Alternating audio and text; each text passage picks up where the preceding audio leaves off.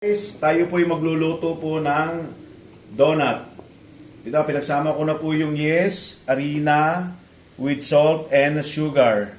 And then, ilagay po natin yung fresh milk. Ilagay po natin lahat. Ayan po, ganyan po siya. And then, mix po natin.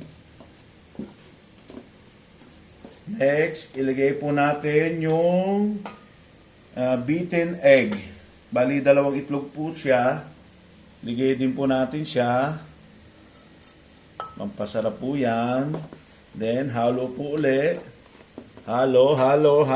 And melted butter. Ilagay po natin.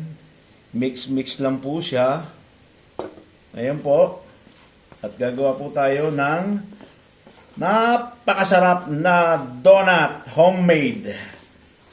Ayun po, imimix po natin siya. And then, pag na-mix na po siya, lahat-lahat, i-rest po natin siya ng 45 minutes. Tatakpon po natin siya ng cane film para po mamaya ay iluluto po natin siya. Ayun po, magkakaroon po tayo ng donut na homemade.